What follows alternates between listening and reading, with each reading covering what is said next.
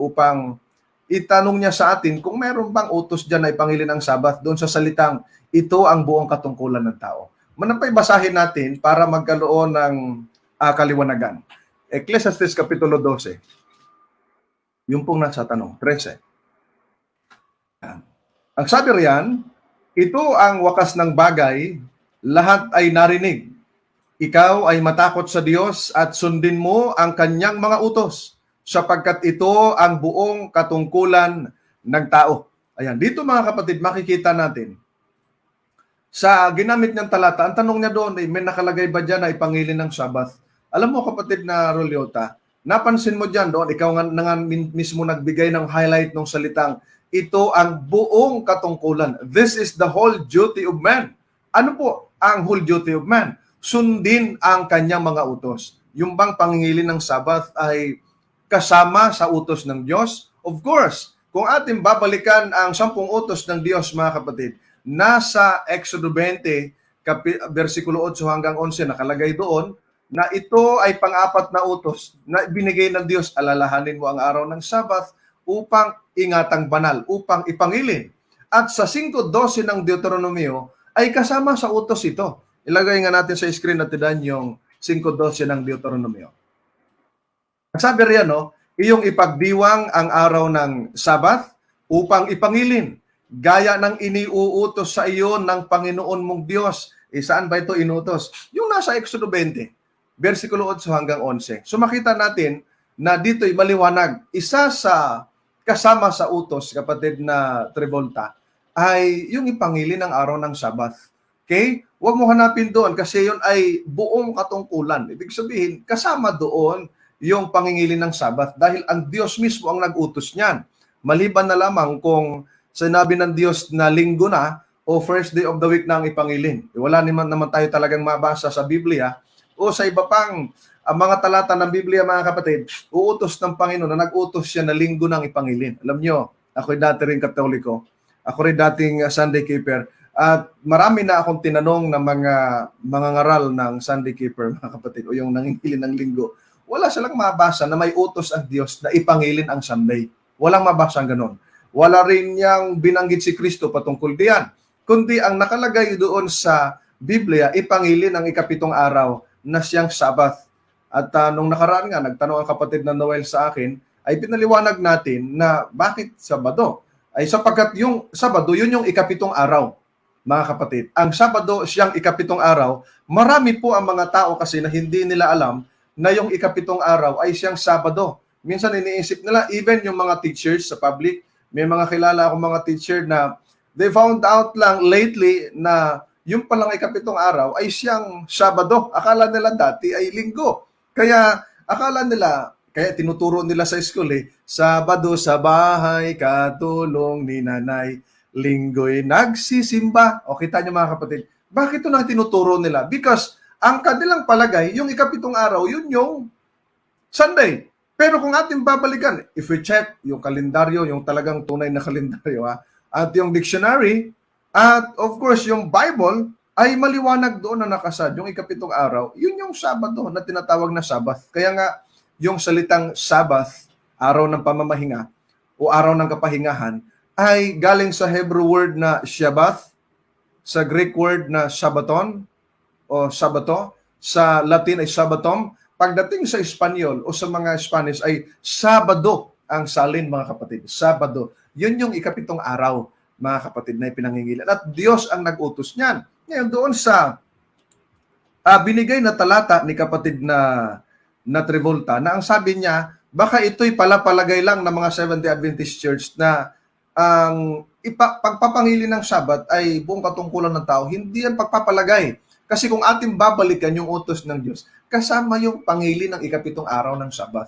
Kaya nga, we're the Seventh-day Adventist, we kept the Sabbath day, the seventh-day Sabbath, as holiday, sapagkat ito talaga'y sinabi ng Biblia na banal. Ginawang banal at ang naggawa na banal nito, walang ibang ating Panginoong Diyos. Nung siya ang unang nagpahinga sa Genesis chapter 2, verses 1 to 3, na makita natin doon, it was God who first rest, mga kapatid. On that seventh day, ginawa niyang banal. Binasbasan niya, mga kapatid. Ngayon, Doon sa binanggit niya mga kapatid na ang ayon niya kay Kristo, ang buong katungkulan ng tao ay ibigin ang Panginoon Diyos ng buong puso, ng buong kaluluwa at ng buong pag-iisip. At yun naman anyang ikalawa ay pag-ibig sa kapwa na gaya ng sarili. Manapay, balikan natin itong talatang ito. Basahin natin ang Mateo, Kapitulo 22, versikulo 36 hanggang 40.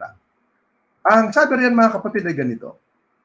May nagtanong sa ating Panginoon, Guro, alin baga ang dakilang utos sa kautusan? Verse 37. At sinabi sa kanya, ibigin mo ang Panginoon mong Diyos ng buong puso mo, at ng buong kaluluwa mo, at ng buong pag-iisip. Ayan, pag-iisip mo. Verse 38. Ito ang dakila at pangunang utos. Verse 39. Ang sabi riyan, at ang pangalawang katulad ay ito, ibigin mo ang iyong kapwa na gaya ng iyong sarili. Hindi napansin ni kapatid na Travolta o ni kaibigan Travolta na may kasunod yan. Pagdating sa 40, ang sabi sa 40 o verse 40, sa dalawang utos na ito ay nauuwi ang buong kautusan at ang mga propeta. Napansin niyo mga kapatid, bakit nauuwi sa buong kautusan? Alam niyo, doon sa pag-ibig sa Diyos at pag-ibig sa kapwa, madali lang naman yung balikan eh. Ano ba yung nakalagay sa 10 utos? Alam niyo yung 10 utos na hati yan sa dalawa. Paano nahati sa dalawa? Pag-ibig sa Diyos at pag-ibig sa kapwa. Ay madali lang. Ano po yung mga nakalagay doon na tungkol sa pag-ibig sa Diyos? Kung ating babalikan yung 10 utos, mga kapatid, ang unang utos ay huwag kang magkakaroon ng ibang Diyos sa harap ko. Exodo Kapitulo 20, versikulo 3. And then ang ikalawa, huwag kang gagawa ng anumang larawang inanyuan, huwag mong yoyokuran at huwag mong paglingkuran, sapagkat ako ang Diyos na mapanibughuin. Aking pinarurusahan ang inyong mga anak, no, mula sa 3 4 na salinlahi. Subalit, kanya pinarurusahan. Subalit, iniibig naman niya ang libo-libong umiibig sa kanya, tumutupad ng kanyang mga utos. And then, yung pangatlo, huwag, anong sabi roon? Verse 7, ang sabi roon, huwag babanggitin ang pangalan ng Panginoon Diyos sa walang kabuluhan. Hindi ba ito pang-ibig sa Diyos? At yung pang-apat, yung pang-apat, ay ang wika roon mga kapatid, ipangilin mo, alalahanin mo ang araw ng Sabbath upang ingatang banal. Napansin niyo mga kapatid, ang iniutos ng Diyos alalahanin, ingatang banal, ang alin po? Yung araw ng Sabbath. Kaya doon sa pag-ibig sa Diyos kapatid, kasama doon yung pangingili ng Sabbath. If you are keeping the Sabbath day, it is part of God's law na dapat sundin sapagkat ito ang buong katungkulan ng tao. Ngayon, binanggit niya roon kasi dinivide niya yung pag-ibig sa Diyos at pag-ibig sa kapwa. Napansin natin mga kapatid na doon sa verse 13, 12, kasi 8 hanggang 11 tungkol sa Sabbath yon sa Exodus 20. Pagdating sa verse 12 ay doon na nagsisimula yung pag-ibig sa kapwa. Bakit? Sapagkat inilagay ron iyong igalang, irespeto ang iyong mga magulang. Kita niyo mga kapatid, ang iyong ama't ina at yung utos na may pangako. And then, binanggit din doon na huwag kang papatay, huwag kang magnanakaw, huwag kang mangangalunya, huwag kang magsasaksi ng kasinungalingan sa iyong kapwa, huwag kang mag-iimbot. Ito naman ay pumapatungkol sa pag-ibig sa kapwa, pag-ibig sa tao, mga kapatid. Kaya kung makikita natin, babalikan mo lang yung utos ng Diyos, especially the 10 Commandments, mga kapatid. Alam nyo, ay tinututulan nila na yung 10 utos ay sa Israel lang. Pero kung ating titingnan, mga kapatid, maraming mga Kristiyano na hindi Israelita nangingilin ng Sabbath. Bakit nila tututulan ito? Pagdating sa 10 utos, inaalis yung Sabbath, ginagawang siyam. At yung iba pang samahan, pinalit yung linggo. Hindi yan ang gusto ng Diyos. Kaya nga, galit ang Diyos doon sa mga pinalitan yung kanyang kautusan. Mga kapatid, sino ba tayo? Who are we sa harapan ng Panginoon? Bakit natin papalitan yung pong utos ng Diyos? Ang ating trabaho, ang sabi doon sa Ecclesiastes 12:13, binasa natin kanina, ay sundin ang mga utos ng Diyos sapagkat ito ang buong katungkulan ng tao. Ano ang katungkulan ng tao? Balikan natin. Ang katungkulan ng tao ay sundin ang kanyang mga utos. Ang introduction pa nga ito ang wakas ng bagay. Lahat ay narinig. Ikaw ay matakot sa Diyos. Kita niyo mga kapatid, napakaganda nung binanggit doon sa talatang yon.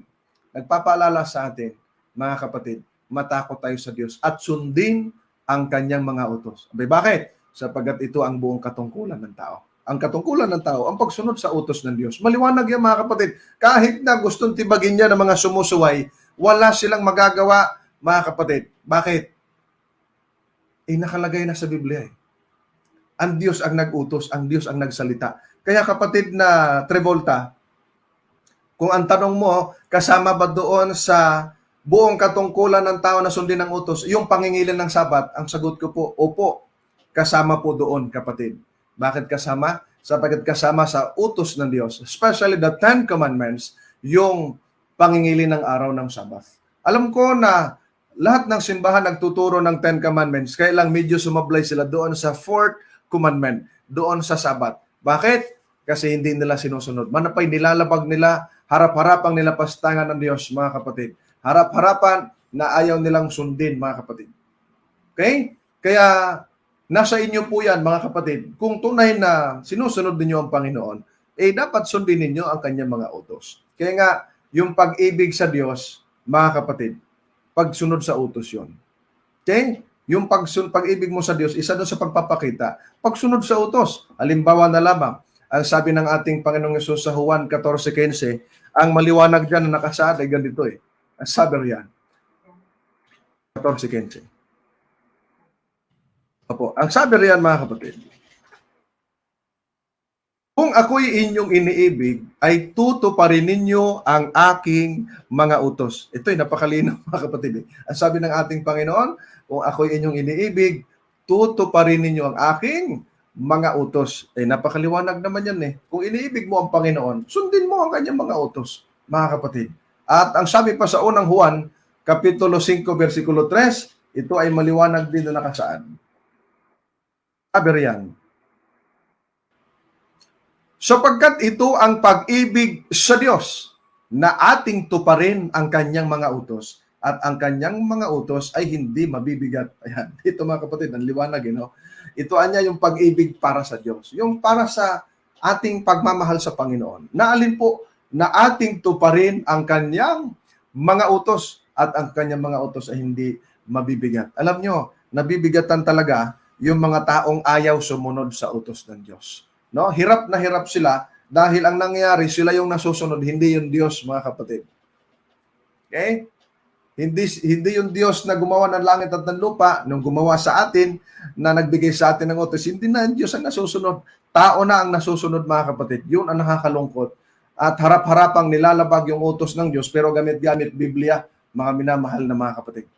Kita ninyo? Bakit ba naman ay hirap na hirap kayong sundin ang utos ng Diyos at nilalabanan pa ninyo, mga kapatid? Basta, doon po sa sagot natin, mga kapatid, kasama sa tungkulin ng tao, ipangilin ng araw ng Sabat ayon sa banal na kasulatan.